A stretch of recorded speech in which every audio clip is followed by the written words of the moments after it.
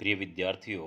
मैं डॉक्टर हितराम सिंह से आचार्य लोक प्रशासन श्री कल्याण राज के कन्या महाविद्यालय सीकर से बोल रहा हूँ। और आज जो अपना ये बीए पार्ट सेकंड के विद्यार्थियों के लिए पेपर सेकंड का जो टॉपिक है वह है लोक सेवकों में जो प्रशिक्षण की भूमिका और जो महत्व है वो क्या है। तो लोक सेवाओं में जो पब्लिक सर्विसेज हैं, इन लोक सेवाओं में जो प्रशिक्षण दिया जाता है उसका महत्व क्या है अथवा उसकी भूमिका क्या है। तो इसी के बारे में आज हम बात करेंगे कि जो लोक सेवाएं हैं और उनमें जो ट्रेनिंग दी जाती है इसका क्या रोल है या इसका क्या महत्व है, भूमिका क्या है। तो जैसा कि आप देख रहे हैं कि जिस प्रकार जो भारतीय प्रशासनिक सेवाएं हैं उसी प्रकार इनमें जो प्रशिक्षण प्रदान किया जाता है और जो प्रशिक्षण प्रदान किया जाता है उसकी जो भूमिका होती है वो बहुत ही महत्वपूर्ण होती है। उसी प्रकार जैसे उदाहरण के लिए राजस्थान की भी अगर हम बात करें तो राजस्थान की जो प्रशासनिक सेवाएं होती हैं उनमें भी जो प्रशिक्षण की जो प्रक्रिया है वो भी बहुत ही महत्वपूर्ण मानी जाती है। या इसके द्वारा जो राजस्थान प्रशासनिक सेवा के जितने भी जो अधिकारी हैं उनको जो प्रशिक्षण प्रदान किया जाता है उस प्रशिक्षण का जो महत्व है वो उनकी जो कार्यों में जो दक्षता लाता है और कार्य कुशलता में जो वृद्धि करता है ये बहुत ही महत्वपूर्ण है। इसको समझने के लिए हमें प्रत्येक बिंदुवार इनका जो अध्ययन करेंगे।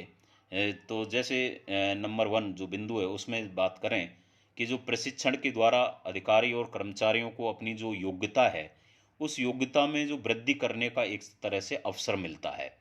और इसके द्वारा उन्हें कार्य करने में जो दक्षता हासिल होती है साथ ही साथ अपनी जो कुशलता है उसमें भी वृद्धि हो जाती है जिससे कि वो अपने कार्यों को प्रभावी ढंग से कर सकें। यानी कि जो प्रशिक्षण उन्हें प्रदान किया जा रहा है उन कर्मचारी अधिकारी वर्ग को, और क्योंकि लोक सेवाओं में जो अधिकारी वर्ग है और उन्हें तो अपनी जो योग्यता है उस योग्यता के आधार पर उनका जो चयन किया जाता है उसमें और वृद्धि करने का जो उन्हें अवसर प्रदान किया जाता है और उनमें उसमें दक्षता हासिल करने का एक तरह से अवसर मिलता है कि अपनी जो इफ़िशियंसी है उसको वो किस प्रकार और बढ़ा सकते हैं, उसमें किस प्रकार और निखार ला सकते हैं जिससे कि अपने कार्यों को प्रभावी ढंग से कर सकें। बिंदुवार 2 की अगर हम बात करें, जैसे कि जो प्रशिक्षण प्रक्रिया है वो सेवा पूर्व हो अथवा सेवा काल में, तो सेवा काल के दौरान भी किसी भी स्तर पर जो प्रदान की जा सकता है प्रशिक्षण, और इसके द्वारा जो लोक सेवक हैं उनका जो व्यवहार है उसमें भी सुधार होता है और एक सकारात्मक सोच का विकास होता है। साथ ही साथ जो लोक सेवकों में जो अनुशासन की भावना पाई जाती है उसको भी विकसित किया जाता है। यानी कि उनमें पहले से ही जो डिसिप्लिन है उसको भी और डेवलप और भी विकसित किया जाता है। तो कुल मिला के बिंदुवार जो 2 है उसमें जैसे प्रशिक्षण प्रदान किया जाए के साथ उन्हें जो व्यवहार में सुधार, एक सकारात्मक सोच जिससे कि अपने कार्यों में और कुशलता लाई जा सके और अपना जो अनुशासन है उस अनुशासन की भावना को विकसित किया जाए। जो कोड ऑफ कंडक्ट यानी कि जो एक तरह से सिविल सर्विसेज हो या अन्य कर्मचारी कोई भी वर्ग हो उसके लिए जो एक आचार संहिता बना दी गई है उस आचार संहिता का अनुशासन के रूप में रहते हुए पालन किया जा सके। साथ ही बिंदुवार 3 की अगर हम बात करें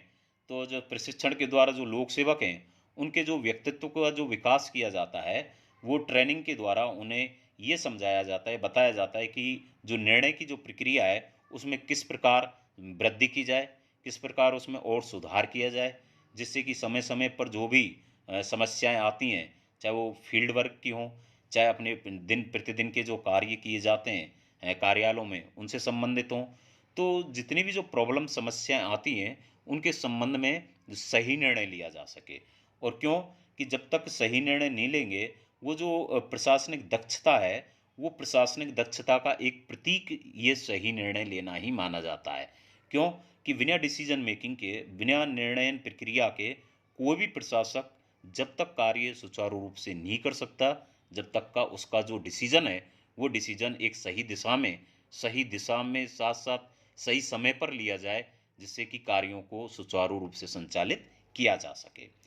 बिंदुवार 4 की अगर हम बात करें, जैसा कि लोक सेवकों के द्वारा जो किए जाने वाले जितने भी जो दिन प्रतिदिन के कार्य हैं और कई बार जो जटिल समस्याएं आ जाती हैं और उन जटिल समस्याओं का जो रूप है वो भी धारण हो जाता है कि कई बार उन समस्याओं का निराकरण उन लोक सेवकों के द्वारा कई बार नहीं किया जाता, जब तक जो उन्हें जो प्रशिक्षण प्रदान किया जाता है उस प्रशिक्षण को प्राप्त करने के बाद ये देखा गया है कि कई बार जो समान परिस्थितियों में जो प्रशासक हैं वो अलग अलग निर्णय ले लेते हैं, और समस्या जो सामान्य सी समस्या है वो भी एक तरह से जटिल रूप धारण कर लेती है। तो प्रशिक्षण के माध्यम से ये उनको अवगत कराया जाता है कि सभी लोक सेवक जो ऐसी कठिनाइयाँ आती हैं उन कठिनाइयों को किस प्रकार आसानी से उनका सामना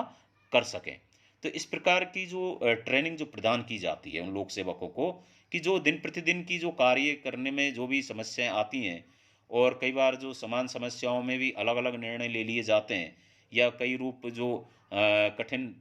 हो जाते हैं, तो उनको किस प्रकार अपने अनुकूल बनाया जाए उन परिस्थितियों को, और प्रशासक जो निर्णय ले रहे हैं वो सही दिशा में लिया जा सके। तो प्रशिक्षण के माध्यम से ये इस प्रक्रिया को भी लागू किया जाता है। साथ ही अगर बात करें बिंदु संख्या 5 जो कि लास्ट में अगर बात करें कि जो वर्तमान समय में जो अधिकांश देशों में जो लोक कल्याणकारी राज्य की जो भावना पाई जाती है या विकसित की जा रही है लोक कल्याणकारी राज्य अधिकांश देशों में, वहाँ जो प्रशासन का जो महत्व है वो आज दिन प्रतिदिन बढ़ गया है और बढ़ता जा रहा है। और प्रशिक्षण के द्वारा जो लोक सेवक हैं उनमें एक मानवीयता के साथ साथ जो कल्याणकारी जो भावना है उनको विकसित करने का भी एक तरह से ज्ञान प्रदान किया जाता है, जिससे कि आम जनता की जो समस्याएं हैं उन समस्याओं को किस प्रकार से निराकरण किया जा सके। तो प्रशिक्षण एक बहुत ही महत्वपूर्ण, या अगर हम बात करें तो इसका जो महत्व है, इसकी जो भूमिका है वो लोक सेवाओं में बहुत ही वर्तमान समय में देखने को मिल रही है।